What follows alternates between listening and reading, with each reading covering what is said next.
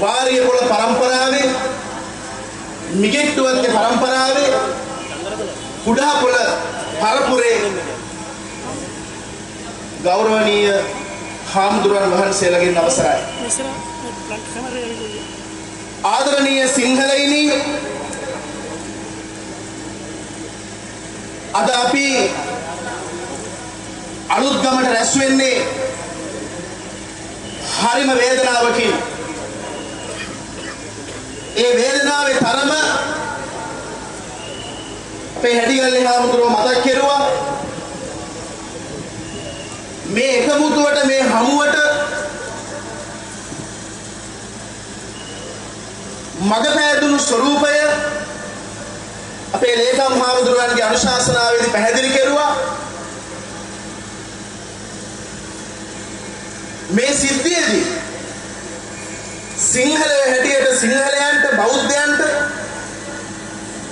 රිදිච්ච තරම අපේ මදුමාදව කලාකරුවා අපිට සිහිපත් කෙරුවා. මෙරටේ පාලකයන්ට එවැගේම අපේ වටිනා ඡන්දයෙන් පාර්ලිමේන්තුවට ගිහිල්ලා සිංහලයෝ බෞද්ධයෝ නියෝජනය කරනවායි කියලා ඒ ඡන්දක වටිනාකමක් නොදෙන අපේ ඇතැම් පෞකාර මැටි ඇමතිලට සහ පාලකයන්ට මේ වේදනාව නොදෙනුනාට මේ රටේ සාතිශය බහුතරයක් හිත පපුව තියෙන හැම මිනිහෙක්ම මේ අවාසනාවන්ත සිද්ධිය ගැන කනගාටු වෙන බව අපි දන්නවා. මේ සිද්ධියේදී අපේ හැසිරීම මොන වගේ විය යුතුද කියලා පෙරේදා බුද්ධසිරි විහාරයේදී ස්වාමීන් වහන්සේලා 29ක් එකතු වෙලා සාකච්ඡා කෙරුවා. ඒ සාකච්ඡාවේ ප්‍රතිඵලය තමයි සියලු සංවිධානත් එකතු වෙලා විශේෂයෙන් සියලරාවේ සංවිධානය ඇතුළු කොට ඒ සංවිධාන එවැගේම අපේ හැඩිගල්ලේ හාමුදුරුවෝ ඇතුළු ප්‍රාදේශීය ශාසන ආරක්ෂක බල මණ්ඩලයේ ගෞරවනීය ස්වාමීන් වහන්සේලා එකතු වෙලා එක දවසක් ඇතුළත මේ මහ ජන ගඟ අද අලුත්ගමට කැඳවන්නට හැකියාව ලැබුණේ එක දවසයි, ඊයේ දවස විතරයි. ඒ නිසා අපි මේ කනගාටුදායක මොහොතේ ඉතා වේදනාවෙන් වුණත් කිව යුතු තැන්වලට දැනෙන්න යම් කාරණා කීපයක් සිහිපත් කළ යුතුයි කියලා මා කල්පනා කරනවා. අපි දැන් අධිවේගී පාරෙන් වැලිපැන්නෙන් එළියට දාලා මේ දර්ගා නගරේ මේ නම්බර වෙනස් කරන්න ඕන මගේ කල්පනාවේ හැටියට නෝ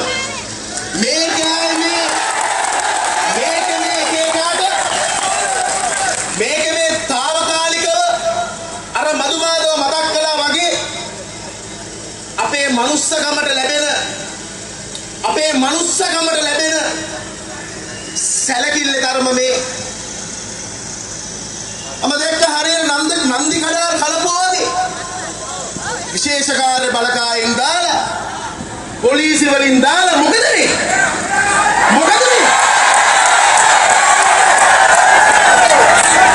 අපි කියනවා මේ රටේ තාම තියෙන්නේ සිංහල පොලිසියක්, තාම තියෙන්නේ සිංහල හමුදාවක්. අදින් පස්සේ එක මරක්කලෙක් හරි වෙනත් මොන පරේක් හරි එක සිංහලෙකුට අවලතරමින් සිවුරකට නෙමෙයි එක සිංහලෙකුට තිබ්බොත් මේ හැම එකකටම අවසරනේ බව අපි ඒක කියන්න ඕනි.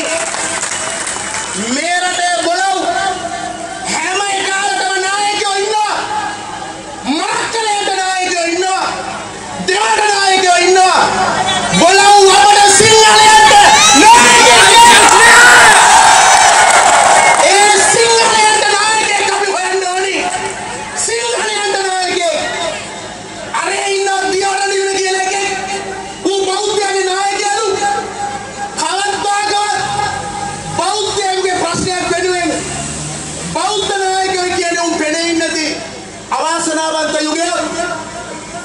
සිංහල ගම වෙනුවෙන් බොරුවට වේදිකාවල දේශපාලන අවස්ථාවලදී දේශපාලන වේදිකාවලදී කෑමවල දෙන අපේම ඇතම් සක්කිරිය ඇමතිලා අපේම ඇතම් සක්කිරිය ඇමතිලා අපි ජාතිවාදීලු අපි වර්ගවාදීලු අපි ආගම්වාදීලු ඔව් අපි ජාතිවාදී ඔව් අපි ආගම්වාදී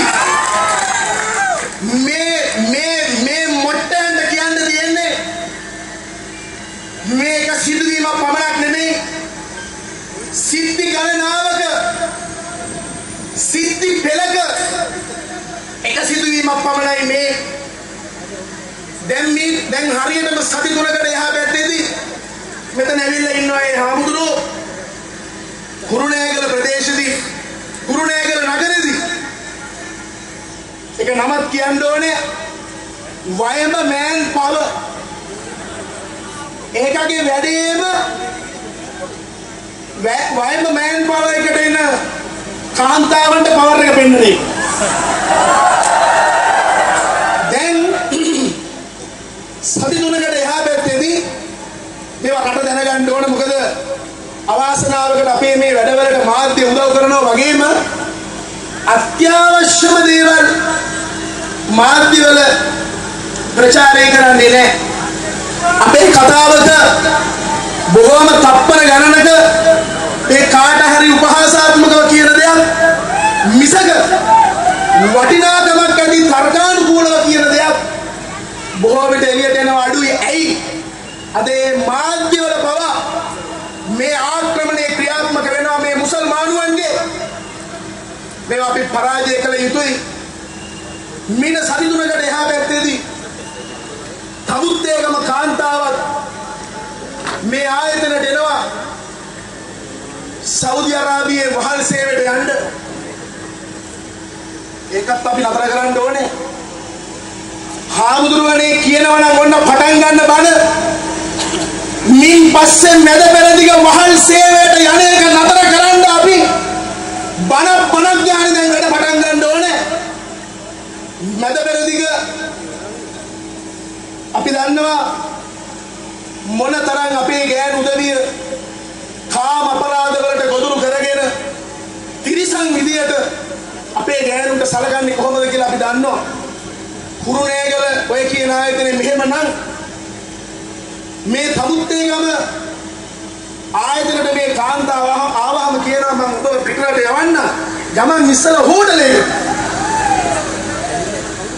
අපි ඊතා වගකීමෙන් කියනවා නැති බැරි කමට දුප්පත් කමට පිටරට යන්න ඇවිල්ලා මේ මරක්කලේ ළඟ මේ පුද්ගලයා අයිති යෝජනාවක් කරනකොට ඒ ඔක්කොම පැත්තකට දාලා සිංහලකම ඔළුවට අරගෙන මම හෝටලයට නෙවෙයි එක්ක යන්නේ මම අපායට යවන්න කියලා කකුල් දෙකේ තිබිච්ච සෙරප්පු දෙක කැඩෙනකන් ගැහුවා. ප්‍රතිඵලය මොකද්ද? පිට තුවාල වෙලා ඉරිච්ච ඇඳුමින් පොලිසියට ගියා. පොලිසියට ගියාම පොලිසිය නිලධාරීන්ට කියනවා නිශ්ශබ්දයෙන් පොලිසියේ නිලධාරීන් කියනවලු මේ ආයතනේ ඔහොම වෙන්න විදියක් නැහැනේ ඔය ආයතනේ ඔහොම වෙන්න විදියක් නැහැනේ අවසානයේදී මේ කාන්තාව පොලිසිය පැමිණිල්ල කරනවා හැබැයි පහර දීමක් ගැන ලියනවා අතවර කෑල්ල ලියන්නේ නැතුව ඇතම් පොලිස් නිලධාරීන්ගේ නොහික්මුණු තක්කඩි හැසිරීම නිසා අද මේ රටේ හුඟක් ප්‍රශ්න ඇති වෙලා තියෙනවා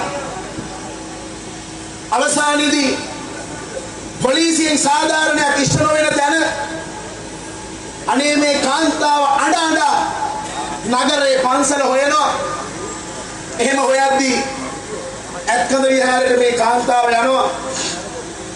මේ ආමුදුරෝ නියෝජ්‍ය පොලිස්පතිවරයා දක්වා කතා කරලා මේ ප්‍රශ්නේ අගමුල පැහැදිලි කළත් අද මොකද තත්ත්වේ? අද ඒ කාන්තාවට පිළිසරණ වෙන්න ගිය හාමුදුරුවෝ අද උසාවිය අරගෙන යනවා. ඔන්න මේ රටේ වල්වැදුණු සුද්ධ හදපු කණු සුද්ධ වඩන මේ වලත්ත නීතියේ ස්වභාවය ඕකයි. ඒක සිද්ධියක්. ඒ වෙනකොටත් ඒ පළාතේ ඉන්න ඇතන් දේශපාලන නායකයෝ කියන වලත්ත පොත්ත එකතු වෙලා මූ ඔක්කොම සාකච්ඡා කරනවා. හාපුව මේකපත්තු වෙලා ගියොත් ජාතිවාදී. යකෝ දැන් මේක හරි ප්‍රශ්නයක්. දැන් අලුත්ගම නගරේදී රෙදි සාප්පුවට ආපු පොඩි එකෙක්ගේ ජුණ්ඩ මිරිකලා මතකයිද?